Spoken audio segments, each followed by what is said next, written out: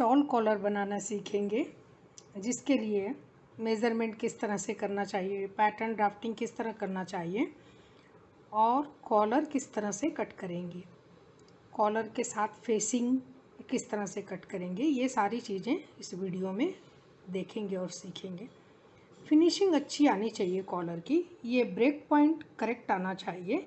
इसके साथ ही अंदर की तरफ रॉन्ग साइड में भी फिनिशिंग अच्छी होनी चाहिए कॉलर की, ये ज़रूरी है। इसके साथ ही बैक पार्ट का भी कॉलर का पार्ट जो है वो ड्रेप अच्छी आनी चाहिए शेप के साथ। तो शॉल कॉलर बनाना सीखेंगे। शॉल कॉलर के लिए पहले ड्राफ्टिंग बनाएंगे, जिसके लिए मैंने एक फ्रंट पार्ट का इस तरह से बॉडीज ड्रॉ किया हुआ है। इसके अंदर ये A to B ये फ्रंट पार्ट के लिए वेस्ट लेंथ की मेज़रमेंट है, कमर तक की लंबाई, नेक से कमर तक की लंबाई का नाप है A to B। इसके बाद A to C यहाँ पर फ्रंट नेक लेंथ की लंबाई है। फ्रंट नेक लेंथ कितना चाहिए उतना मार्किंग लगा के करीब 6 इंच रखते हैं, तो 6 इंच तक इस नेक लेंथ की मार्किंग करते हैं। A to D 1/12 of chest, chest को 12 से डिवाइड कर दीजिए तो आपको नेक विड्थ मिल जाएगा। A to D neck width की मेज़रमेंट है। इसके साथ ही D to E ये मेज़रमेंट हमें जो कॉलर की शॉल कॉलर की ब्रेक पॉइंट चाहिए, उसके लिए हमें ये मेज़रमेंट चाहिए D to E 1/4 of the chest +1।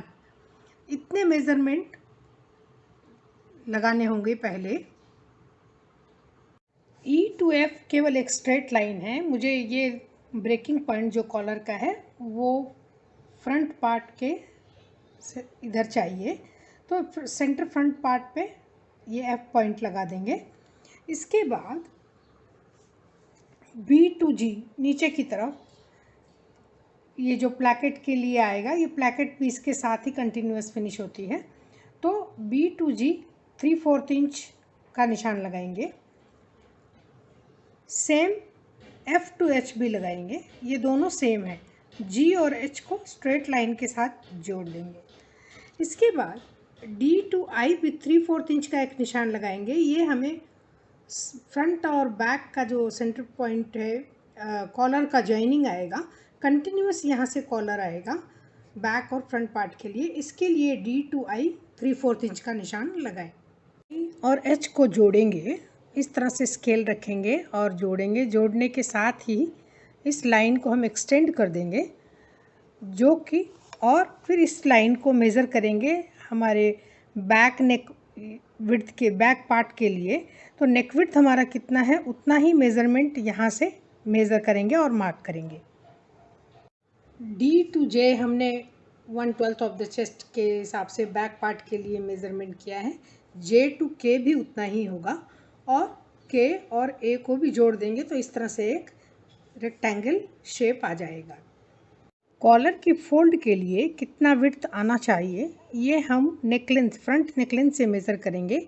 करीब 2 इंच तक निशान लगा सकते हैं, तो ये एक 2 इंच का केवल डॉट लगाना है। ये हो गया L। अब इस L पॉइंट को K के साथ जोड़ेंगे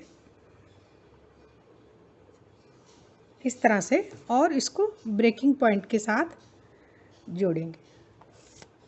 ये इस तरह से ये कॉलर का शेप बन गया। इसको स्मूथ भी बना सकते हैं, ये पॉइंटेड आता है, पॉइंटेड चाहिए तो पॉइंटेड भी रख सकते हैं और स्मूथ बनाना चाहें तो इसको स्मूथ भी बनाया जा सकता है। शॉल कॉलर के लिए बॉडी पार्ट की कटिंग होगी यहाँ से B G H L A K J D और इसके साथ ही ये शोल्डर शेप और आर्म होल शेप और बॉडी शेप इस तरह से कट होगा। फ्रंट पे ओपन होगा तो फ्रंट के 2 पार्ट एक जैसे कट होंगे।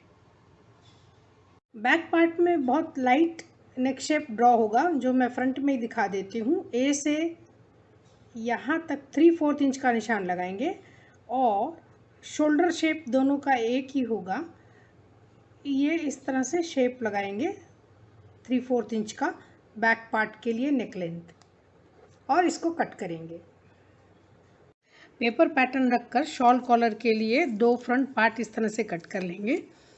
इसके बाद जो हमें फेसिंग के लिए और फेसिंग के साथ कपड़ा कट करने के लिए जो मार्किंग चाहिए, वो मार्किंग ये जो हमारी नेक विड्थ है, यहाँ नेक विड्थ से हम एक स्ट्रेट लाइन ड्रॉ करेंगे।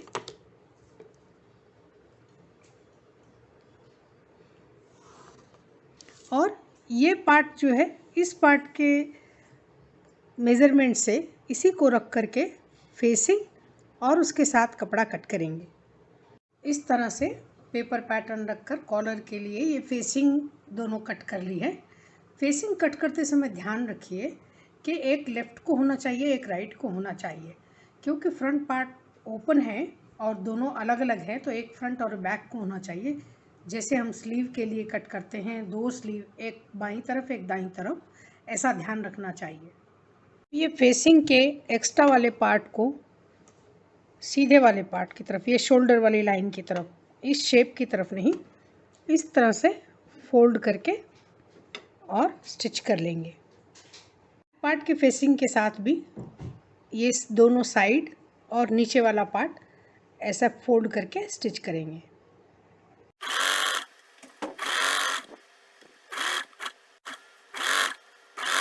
स्टिचिंग के बाद इस एक्स्ट्रा कपड़े को कट कर लेंगे। पहले थोड़ा ज़्यादा इसलिए रखते हैं ताकि कम ना पड़े। अब इसको ट्रिम कर देंगे इस तरह से। इस तरफ भी सीम लाइन के बराबर छोड़कर बाकी का पार्ट ट्रिम कर देंगे। मेज़रमेंट के हिसाब से कॉलर का ब्रेकिंग पॉइंट का मार्किंग दोनों कॉलर पर लगा लेंगे। के दोनों पार्ट को इस तरह से मैच करेंगे। अंदर दोनों राइट साइड है, ऊपर रॉन्ग साइड है।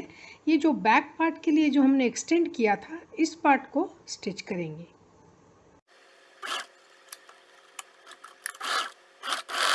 पार्ट को इस तरह से फोल्ड करेंगे और नेकलाइन पर के फोल्ड पर एक छोटा नॉच कट करेंगे।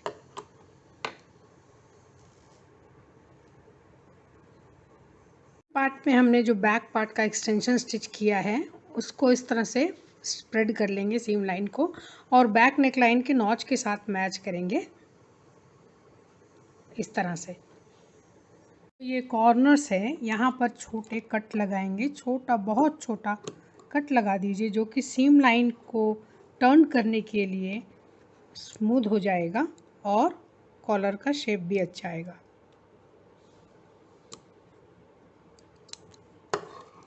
बहुत छोटा कट लगाइए।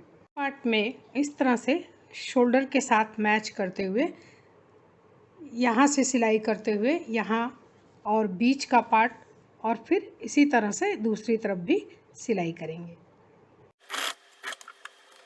यहाँ पर स्टिच करने के बाद ये नॉच जो है, इससे स्टिच को टर्न कर बैक के नेकलाइन पर मैच करने के लिए इजी होगा। सीम लाइन पर भी इस तरह से कट लगाएंगे।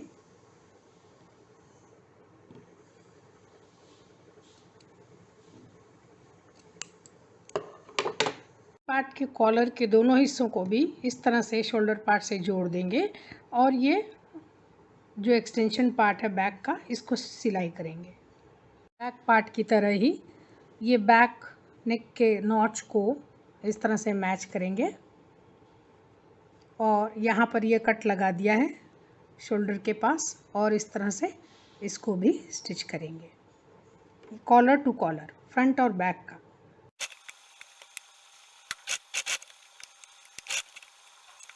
कॉलर बॉडी में लगाने के लिए तैयार हैं। हम यहाँ पर भी इस सिलाई को मैच कर लेंगे जैसे हमने मैच किया था। ये फ्रंट बैक का जो स्टिच है, इसको मैच करेंगे, और इसके साथ ही फ्रंट का इस तरह से दोनों साइड मैच करते चलेंगे। सेंटर से सिलाई कर रहे हैं, और इस तरह से जहाँ पे हमारा ब्रेकिंग पॉइंट आना चाहिए, वहाँ पे एक छोटा नॉच कट कर दिया है, तो ये हमें मालूम होगा कि कहाँ पर ब्रेकिंग आना चाहिए। बिल्कुल फेसिंग से लग के करेंगे।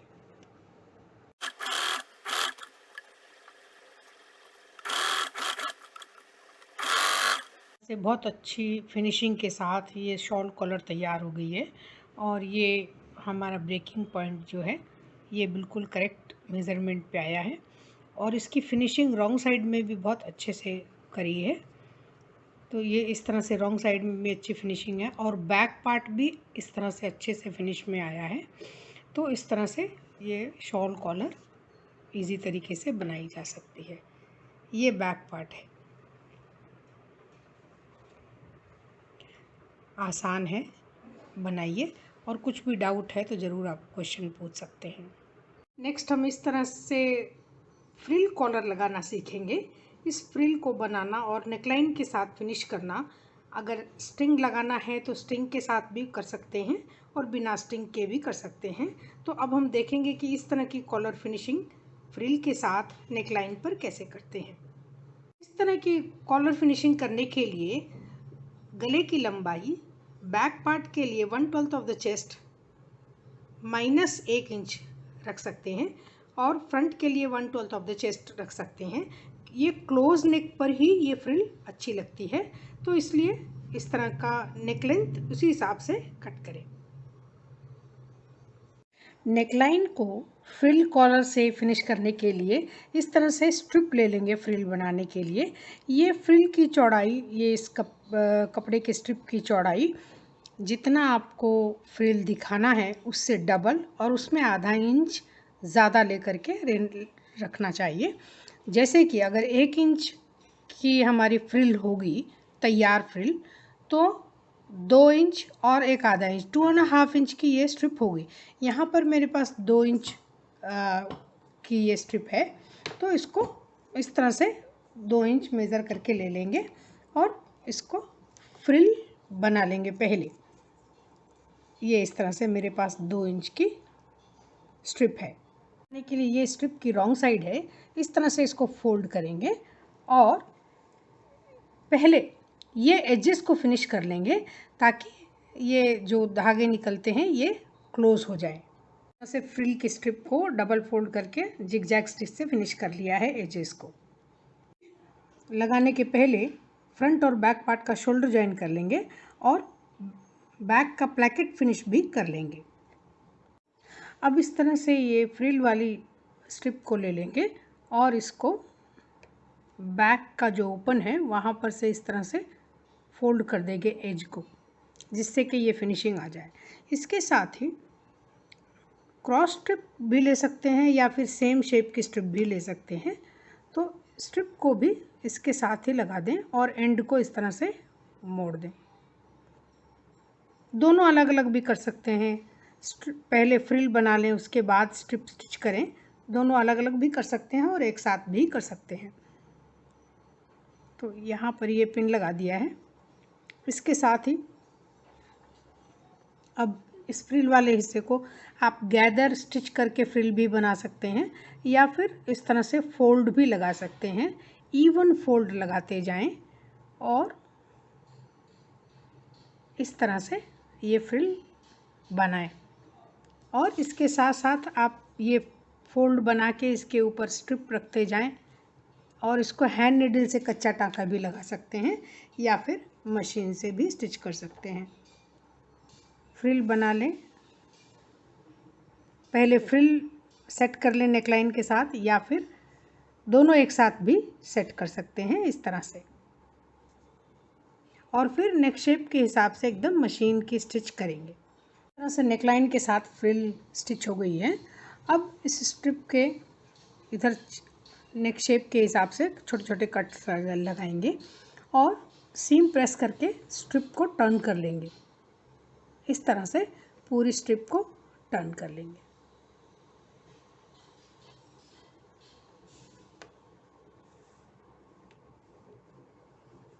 ये स्ट्रिप पूरी तरह से टर्न हो जाएगी। नेक पर फ्रिल लगाने के लिए एक ऑप्शन और भी है कि आप इसके फ्रंट में अगर आपने ओपन रखा है तो इसके साथ स्ट्रिंग भी स्टिच कर सकते हैं। जैसे कि 2 तरह से स्ट्रिंग लगा सकते हैं या दोनों तरफ इस तरह से लगा दें तो ये यहाँ पर फ्रंट की ओर टाई हो जाता है। ये देखिए मेरे पास एक लंबी है और एक, तो इस तरह से स्ट्रिंग यहाँ पर क्लोज कर सकते हैं, बांध सकते हैं। पार्ट पर एजेस पर स्ट्रिंग लगाने के लिए इस तरह से इस स्ट्रिप को टर्न करेंगे तो यहाँ पर स्ट्रिप और फ्रिल पार्ट के बीच में इस तरह से स्ट्रिंग को रख लेंगे और पहले ये सीम लाइन के साथ इसको स्टिच कर लेंगे। सिर्फ सीम लाइन के साथ इसको स्टिच कर लेंगे इस तरह से। और इसके बाद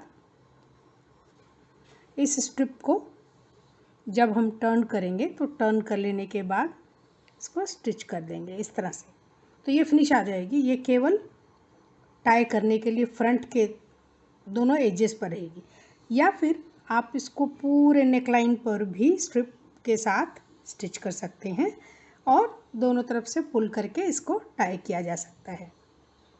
मैं पूरे नेकलाइन पर स्ट्रिंग लगा रही हूँ, तो इसको स्ट्रिंग को पहले रख लेंगे नेकलाइन के साथ और केवल स्ट्रिप को इस तरह से फोल्ड करेंगे और इसके अंदर रखेंगे। याद रहे कि स्टिच हमें केवल स्ट्रिप को ही करना है, स्ट्रिंग को स्टिच नहीं करना है।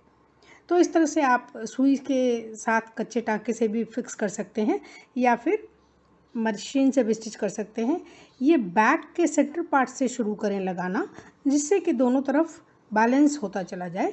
ये स्ट्रिप को इसके अंदर रखें और केवल स्ट्रिप को फोल्ड करके इस तरह से पिन लगा लें। स्टिच करते समय भी यही ध्यान रखना है कि केवल स्ट्रिप के एज पे, फोल्डेड एज पे स्टिच करना है, स्ट्रिंग स्टिच में नहीं आनी चाहिए।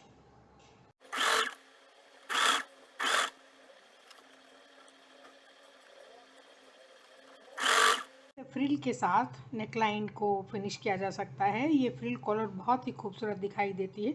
किसी भी तरह के टॉप पर या फिर फ्रॉक्स पे भी लगा सकते हैं, तो बहुत सुंदर ये नेकलाइन होती है। और इसको स्ट्रिंग के साथ भी स्टिच कर सकते हैं, तो बगैर स्ट्रिंग के भी कर सकते हैं और स्ट्रिंग के साथ भी स्टिच कर सकते हैं। तो ये इस तरह की जो फ्रिल कॉलर है, और ओपन के लिए भी ऑप्शन है, आप फ्रंट में भी रख सकते हैं, बैक में भी रख सकते हैं। स्ट्रिंग लगाने के लिए फ्रंट में ही ओपन रखना चाहिए।